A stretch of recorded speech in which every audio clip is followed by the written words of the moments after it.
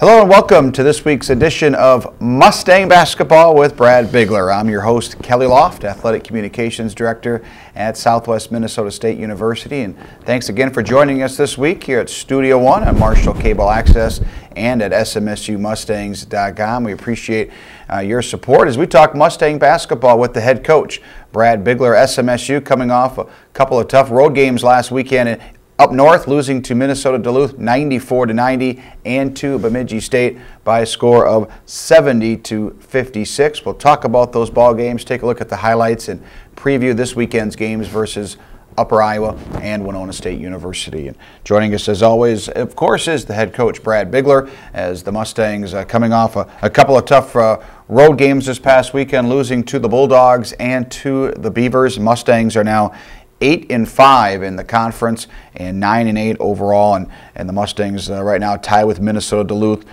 for 5th place in the conference standings, and still lots of basketball to be played, Coach. And we talked about it last week in the show that it was going to be a tough road weekend, a tough challenge, and you guys played very hard on Friday night, had many chances to win that basketball game, and then on Saturday against Bemidji State, playing a very red-hot team right now, and the Beavers proved why they're one of the top teams in the conference. Yeah, I agree with you that Duluth on Friday night, I thought our effort was outstanding. I thought Duluth just stepped up and made some big plays down the stretch, hit some tough shots, and it was a group effort by their part to knock down those tough shots. So followed up on Saturday night. I thought we looked a little tired on Saturday night. I'm not sure if we gave Bemidji our best effort, but I don't want to take anything away from them because they stepped up, and then James Elliser is a pretty nice player. Yeah, some interesting statistics over the weekend. You go back to the Bemidji game first. Mustangs score a season-low 56 points. You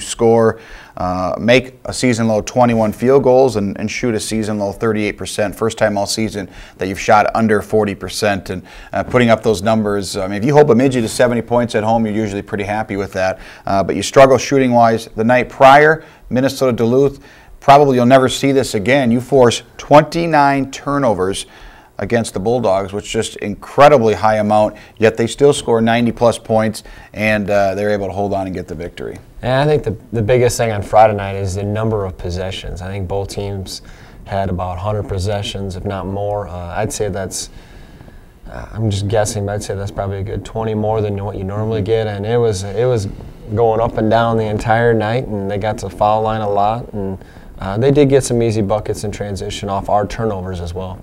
Well, the Mustangs, that first night against Minnesota Duluth, led at half 47-45. You shoot 57%. The Bulldogs shoot 67%. They hit some very difficult shots, and you did press, and that forced those turnovers, but it did give some open looks for the Bulldogs, and they were able to knock them down as well as hit some tough shots. Yeah, and I think, what they did, as they took advantage of our mistakes. I think that's where you saw us not take advantage of our opportunities. When we were pressed, they would come down, and if we didn't get a steal, a lot of times they would set up in the half-court offense, and they would get a good shot. And give a credit to them to be able to knock down those tough shots in the half-court set.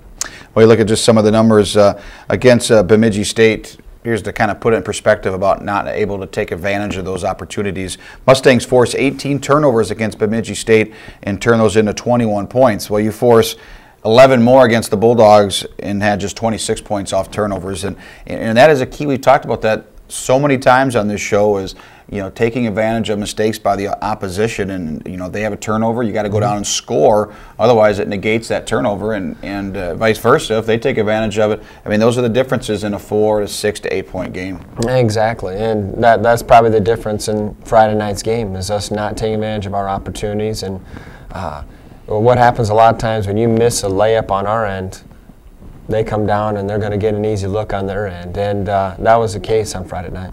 Well, the Mustangs on Friday night against Minnesota Duluth, a career-high night for Nick Smith, 25 points. He had 7 rebounds, 11 of 15 from the field, and played very well, Coach. The sophomore really got some deep touches, also hit a three-pointer, but was deep in the lane and really converted that, and it was great to see Nick have that kind of breakout game. He's been playing very well all season, now averaging double figures in scoring, but 25 points, pretty good accomplishment. Yeah, going into the game, we it was a priority to get him the basketball, to make Irvin defend, and we did a good job of that. And Nick was patient. Duluth did not come with a double team, and Nick had his time to be able to make his moves. He showed a variety of moves. He had a right-handed jump hook, a left-handed jump hook, stepped out, knocked down a three. Just put on a show. And then the following night against Bemidji State University, as you mentioned, the Mustangs struggling, shooting the basketball just 38% in the game, and the Mustangs lose by 14 points, but a career high for Casey Susanguth off the bench. He makes 6 field goals, finishes with 18 points, and Nick Smith had 7 more rebounds and 12 points. And good to see somebody else, have a very good game. Casey's played very well all season long for the Mustangs, but really another big breakthrough night for him against the Beavers on Saturday. Yeah, to see both of our centers play well throughout the night or throughout the weekend was good to see. Casey's probably deserving of more minutes. You'll actually see us maybe slide him a little bit to the floor this coming weekend to help with some rebounding and just to get him on the floor. He's really providing a spark and a guy that's deserving of more minutes. Well, you go back through, and we won't really see him on the highlights, but talking about how each possession is critical. And in both games, Friday and Saturday, you had opportunities at the free throw line or maybe just in your half-court set to get it down to a one-possession game in the final minutes. I mean, the Bemidji game, lose by 14 points, but that was possibly a 3-point game with a minute and a half to go. They made some shots down the stretch and free throws, but just tells you how important it is down the stretch to make free throws and just get good looks at the basket that make the difference in winning and losing a game. And we had a stretch there in the versus Bemidji where had an opportunity to get a 5-point play, knocked down a 3, also got fouled, went to the foul line, and then missed the free throw shots at the foul line.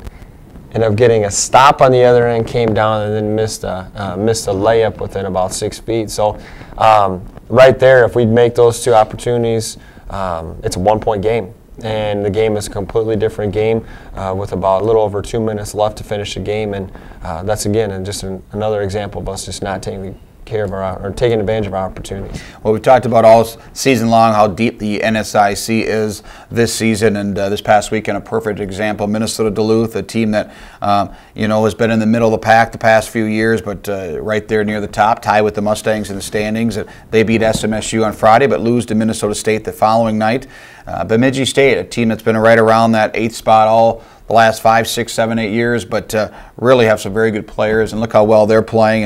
And they've lost some very close games this year. Otherwise, they could be in second place in this conference. But it just goes to show how important it is to be able to get a road win. We've done it this year at Wayne State and Minnesota Crookston, and they're great to get when you get them. And it just shows you how hard it is to play on the road as well. And going into this 4-game stretch. Being realistic, to be able to come out of it 2-2 would have been a goal of ours. Obviously, you want to win every game, but that's how difficult this stretch is. And unfortunately, we were able to take, or we went 0-2 that first weekend. So this coming weekend's a big weekend. We have to find a way to bounce back and play good basketball. Well, again, this weekend, continuing this 4-game road swing, the Mustangs will play at Upper Iowa on Friday night and at conference leading and top 10 in the nation, Winona State. We'll talk about more of those teams and those matchups here later on in the show. But again, going back to this weekend, Coach, 16 turnovers. Let's look at some of the sides on your team. 16 on Friday night. You had 10 on Saturday, and didn't score that well. Didn't shoot particularly well. Is that just very good defense by Bemidji, as you mentioned, a tired squad, or what were some of the things that you think made your team a little lackluster on Saturday night? Was it more so playing the hard game on Friday? Potentially. That could have been part of it, but I think we missed on both nights. Matter of fact, a lot of layups, a lot of buckets that we're capable of making. Whether it was a post feed and ash to the rim, or it was a drive with one of our guys.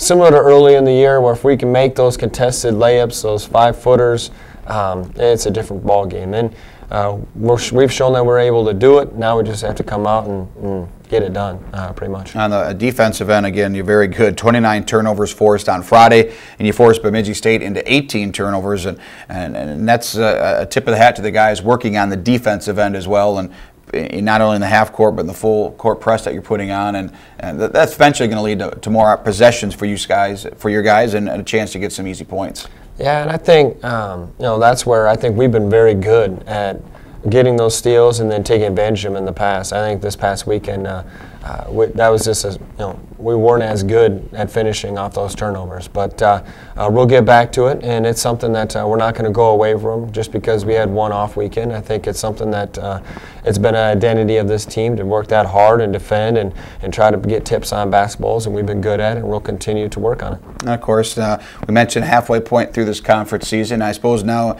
you and your coaching staff, this is the time now, late January, you've been going at it. It's been kind of a grind for a while, and this is where you kind of get that doldrum in the season. And now we got to kind of get out of that funk. You're on the road again this weekend, but what are some of the things that you can do to get the guys to bounce back this week in practice and have a good week of practice heading down to Upper Iowa later on in the week? I think the first thing is just to keep your composure. I think right now to maintain a good level, not necessarily get too high or too low, and just to come in ready to work and can come in ready to get better.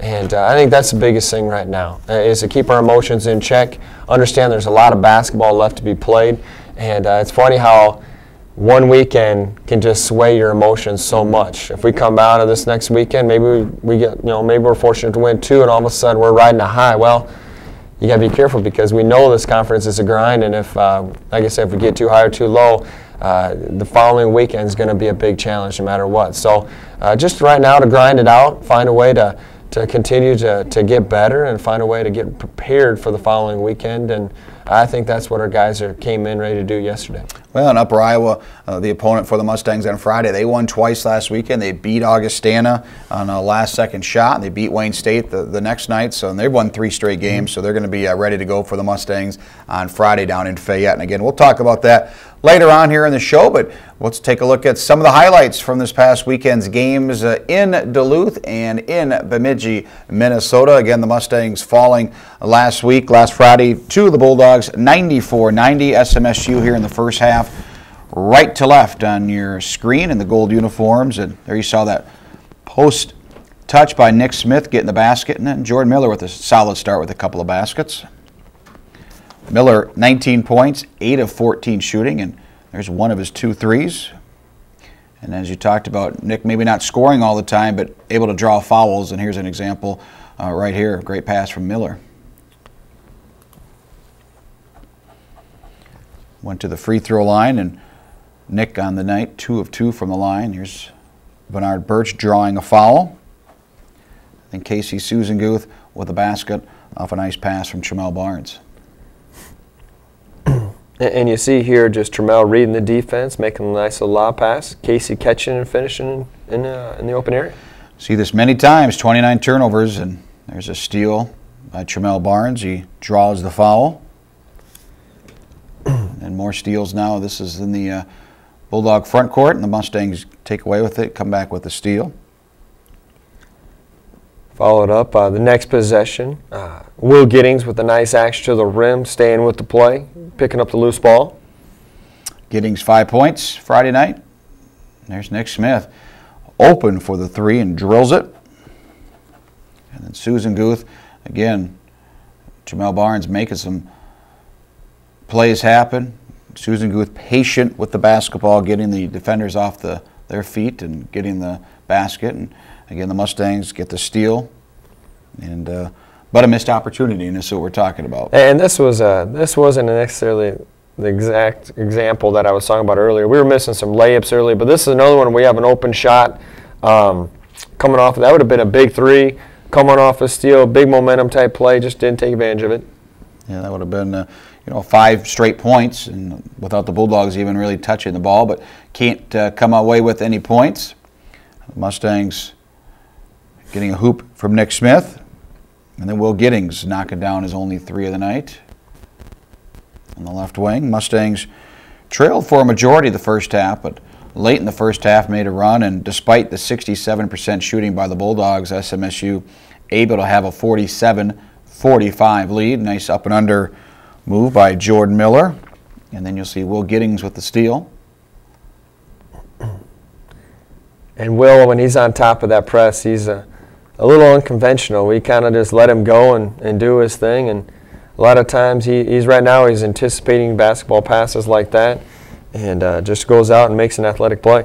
And the Mustangs able to take advantage of that with Miller with the basket. And then, again, these are just, I mean, you watch some of this stuff here, and it's amazing that the Mustangs didn't have a bigger lead, because they really put a lot of pressure, made it difficult for the Bulldogs, but they do have some scores, and they were able to take advantage as well, as they had a high percentage from the field. I think what what we don't have clipped is when we made our mistakes, or when we had turnovers, or we took quick shots, our transition defense was not at the level it needed to be, and that's where Duluth got a lot of easy buckets in that first half to give them that lead the majority of the half. A couple of steals here for the Mustangs. Vennard gets blocked, and then they finish it off here to the Mustangs. Great hustle by Vennard Birch, and then goes coast to coast. It says right before half, and pretty incredible move, and gets fouled as well. Mustangs lead 47-45 at halftime. Now we go to the second half. A different story shooting-wise for SMSU. After 57% in the first half, the Mustangs just 38 in the second, but there's a basket by Smith, and then another one here for Nick Smith as well, off an assist from Miller. Great find by Jordan. Great catch by Nick, and to go up and finish in traffic. Mustangs now on defense, steal by Tremel Barnes. Yeah, by Barnes, and he'll get fouled later on in this possession. Good movement without the basketball, slips the screen and goes in and gets fouled. Casey Susanguth, same situation, right there under the hoop, but gets his old rebound and then is fouled, and just some of those plays we'd love to get an and-one, and just not able to do that with the Mustangs. Another downfall for SMSU. Free throw shooting in the game, just 18 of 27, and those proved to be critical as Minnesota Duluth, a very good free throw shooting team. They made 26 of 31 in the game. Matt Zager driving. He had 13.6 rebounds. He gets the basket. Zager with it again here to the top of the key to Miller. And very good when he takes it to the rim like that. And he got the hoop to go. And again, Jordan, 8 of 14 from the field. Against the Bulldogs, Nick Smith didn't get it that go, but he tips it out. And Mustangs keep the possession alive and bury it. Vennard Birch showing his range, stepping out and knocking down a J. It's something that I think we need Vennard to do a little bit more, is to be able to step that out. That way they kind of respect that and defend ball screens a little bit differently. Labian from just inside 15 with the jumper. And then Nick Smith again, career high, 11 field goals, 25 points, sealing off his defender in a pretty easy play and a nice feed from West. And again, every possession in this ball game, Coach, just critical, because the Bulldogs were shooting very well on their end of the court. And they were able to hang on to the basketball a little bit better in the half. Mustangs patient and getting a shot to the rim, good action to it, and West able to convert. And then Nick Smith, we've got 3 highlights in a row here for the sophomore. It's a way to stay with the play, Nick, and get the old rebound and the finish. Here you find Vennard Birch finding him with the nice window pass. Nick goes up and finishes. And then again here you see Nick getting an offensive rebound put back. And at this point, Nick is playing pretty well, pretty confident, and just a guy that we need to get the ball to. Miller with the hoop. Then Zager the steal. And didn't get the shot to go. Had a teammate right there as well.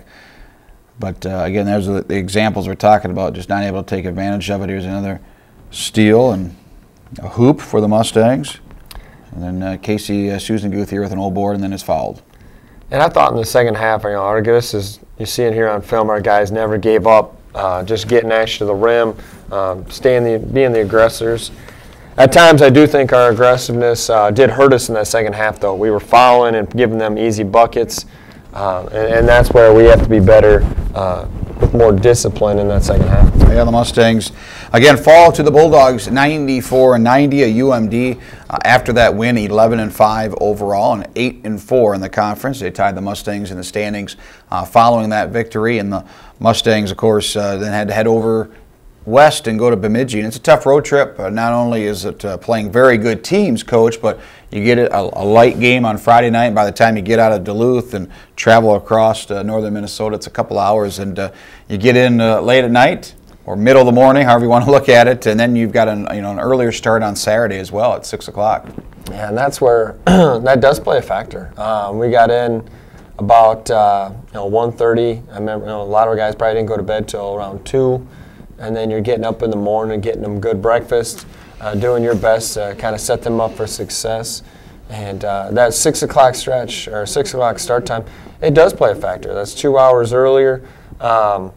It also kind of puts a little bit more of a rush on the day if you're not careful with it. And but that's the life of the NSIC on the road, and you have to be able to overcome that. Well, Bemidji State, as you mentioned, very good team this season. They're now 14-5 following the win over the Mustangs and 9-4 in the conference, and they are right now in a third-place tie with Minnesota State Moorhead, and the Beavers have arguably coached the best player in the conference. There's a lot of great players in our league, but if you had to go for an MVP, James Ellisor, the senior from Arizona, a junior college in Arizona, really has proven to be one of the top players in the conference. Yeah, I would agree. And not only because he scores the basketball, but I think he makes his teammates better. He rebounds the basketball, and I think he defends on the other end. A lot of times you'll see him on the opposing team's best athlete. He's a guy that's very versatile, and I think if you're going to start a program, he'd be one of the top guys that you would start with in this year's conference. And it was a challenge on Saturday night against the Beavers, but both teams played very well. A solid first half game tied at 25. Not great shooting for either team, and in the second half, the Beavers used a strong second half start, and that kind of be the difference, proved to be the difference in the game and this one up at the BSU Gymnasium. Let's take a look at the highlights from the Gymnasium. Mustangs in the brown uniforms, and white. I'm sorry, that's Bemidji in the green, and there's Jordan Miller with the basket. SMSU again shooting 36%, just 9 field goals, and Nick Smith 5 of 12. He had a 12 points, 7 rebound night. And early on, Coach, you probably thought another 25-point game going here with the touches he was getting. Yeah, again, he was hot on the weekend, so getting him the basketball was the best thing for us.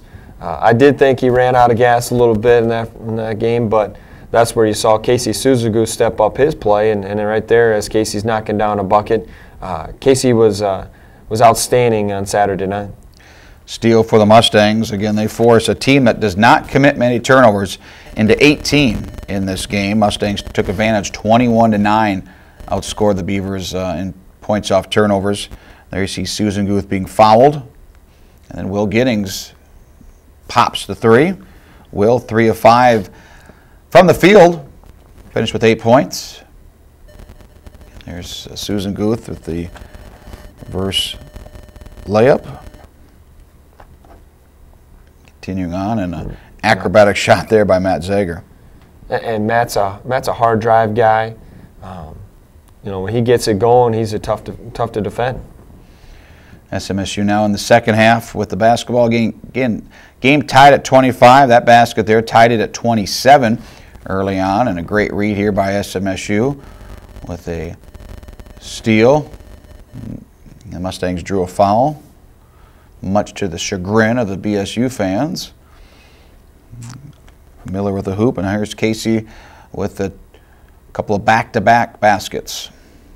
And Casey's kind of like Taylor Hughesby in the past, a guy who is going to do a lot of ball fakes, a lot of pivots, and is going to do his best to keep the defense off balance, and then he's going to take the angle that they give him.